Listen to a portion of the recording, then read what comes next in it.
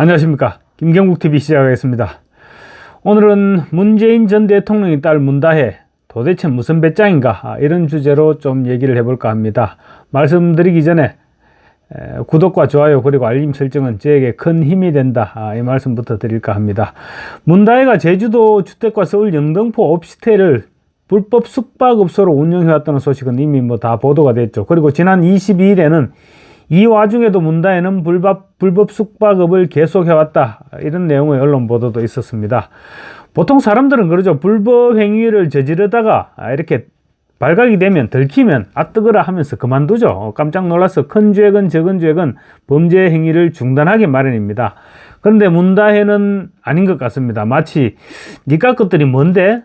이런 식으로 비웃기라도 하듯이 지금 자신을 둘러싼 온갖 의혹들이 지금 몰아치고 있죠. 그런데도 불구하고 영등포 오피스텔 에어비앤비 영업을 계속하다가 지난 22일 언론에 숙박업 현장이 발각됐습니다. 22일 그날 손님에게는 심지어 누가 물어보면 집주인의 사촌 동생이라고 얘기해라 이런 거짓말까지 시켰다고 합니다. 문다혜에게 있어서 법은 그냥 장식으로 있는 것 정도인지 모르겠습니다. 언론의 취재 부담을 느꼈던 당시 손님이 결국 실토를 했죠. 거짓말을 사주한 내용까지 모두 언론에 밝혔습니다. 숙박료는 1박에 10만 원이었다고 하죠. 그쯤 됐으면 불법 행위를 그만두는 게 상식입니다. 그런데 문다혜는 달랐습니다. 음주운전 교통사고까지 조사를 받고 있음에도 불구하고 불법 숙박업소 운영을 여전히 멈추지 않았습니다. 대한민국의 사법질서를 통째로 무시하겠다고 덤비는 것을 보니 역시 전직 대통령에 따른 법을 무시하는 스케일도 다른 것 같습니다. SNS에 참지 않겠다 이렇게 얘기하더니 정말로 화가 많이 나서 그런 걸까요?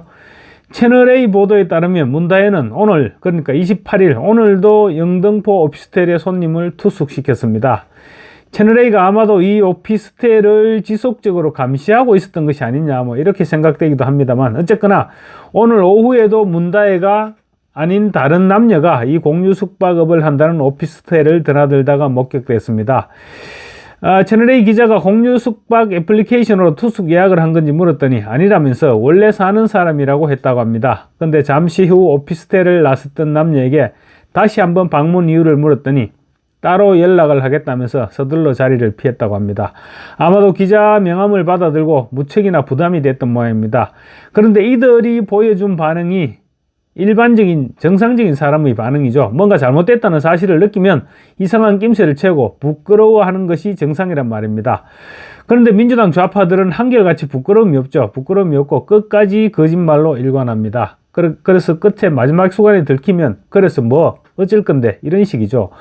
이들이 물론 오늘 채널A 기자가 만났던 사람들은 불법 영업임을 몰랐을 수도 있죠. 아니면 문다혜가 다른 곳보다 숙박료를 적게 내놓으면서 옵션을 달았을 수도 있죠. 그러니까 옵션이란 것은 누가 물어보면 사촌 동생이라고 말하는 조건이라든가 어쨌든 그런 조건을 내걸었을 가능성도 배제할 수는 없어 보입니다. 어쨌거나 사실 평소에 법을 준수하는 우리 같은 보통 사람이라면 불법 공유 숙박업을 하다가도 발각되는 즉시 아마 불법 행위를 멈췄을 것입니다.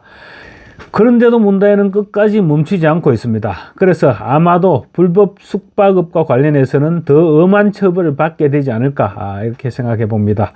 일단 영등포구청으로부터 수사 의뢰를 받은 영등포 경찰서는 오피스텔 안팎의 CCTV 영상을 확보해서 분석 중이라고 합니다. 그래서 아마 조만간 어떤 식으로든 결과가 나오지 않을까 싶습니다.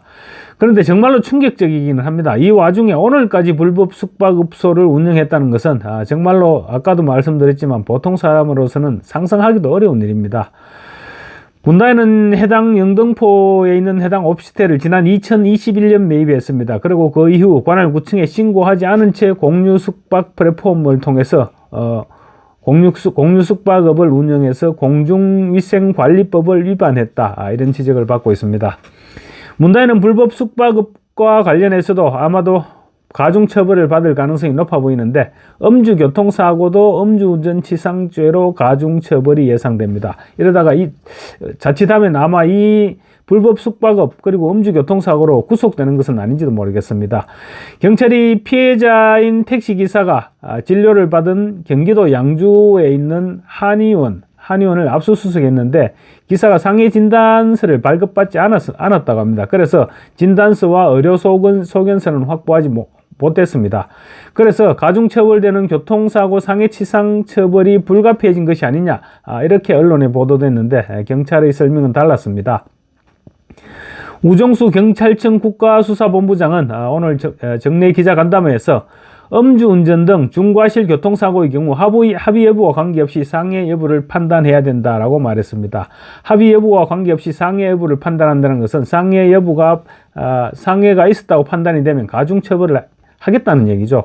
양주에 있는 경기도 양주 소재의 한의원을 압수수색했던 것도 그 같은 절차를 밟기 위해서였고, 결코 가중한 조사라든가 그런 것이 아니고 통상적인 절차였다는 것입니다.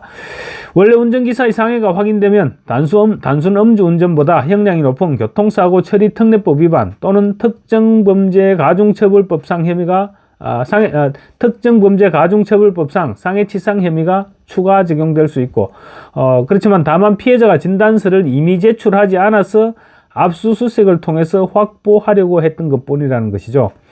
경찰은 일단 진단서를 확보하지는 못했지만 의료 기록은 확보했고, 그 정도로도 처벌은 충분히 가능하다고 설명하고 있습니다. 경찰은 또 피해 차량의 블랙박스와 주변 CCTV 영상 등 객관적 증거를 충분히 확보하고 있다고 자신하고 있습니다. 그래서 교통사고 처리 특례법 위반이나 특정범죄 가중처벌법상 상해치상 혐의 적용을 검토 중이라고 합니다. 경찰의 수사 방향으로 볼 때 문다혜는 단순 음주운전보다는 훨씬 강도 높은 처벌을 받게 될 것이 거의 유력해 보입니다. 진단서가 없어도 진료 기록만으로도 범죄 혐의를 입증할 수 있다는 것입니다. 문다혜는 또 사건 당일 5분 이상 주차가 불가능한 황색 점선구역에서 7시간가량 캐스퍼 차량을 주차했고, 또 사고 직전 우회전 차선에서 좌회전을 시도하거나 행인을 거의 7번 또 하기도 했습니다. 그래서 경찰은 불법 주정차와 운전 과정에서의 신호위반, 그리고 난폭 운전 등의 혐의를 적용하는 것도 검토 중이라고 합니다. 이 혐의들이 모두 적용된다면 그야말로 문다혜 입장에서는 첩첩산중이죠. 우종수 국수본부장은 다만 문다혜 씨의 마약 투여 여부에 대해서는 별도로 조사하거나 마약 검사를 따로 하지는 않았다고 합니다. 어쨌거나 정말로 대책 없는 그 아버지의 겉딸인 것 같습니다. 현직 대통령의 딸이 아버지인 대통령은 투기와의 전쟁을 치르는 동안 딸은 청와대에서 생활하면서 갭 투자로 억대의 차익을 남겼습니다. 물론 갭 투자 등에 대한 자금 출처 조사도 불가피합니다. 문다혜는 그만큼 준법 정신에 불감했던 것이고, 과연 아버지인 문재인 전 대통령은 딸의 갭 투자 사실을 몰랐을까? 이런 부분은 아직 여전히 의문으로 남아 있습니다.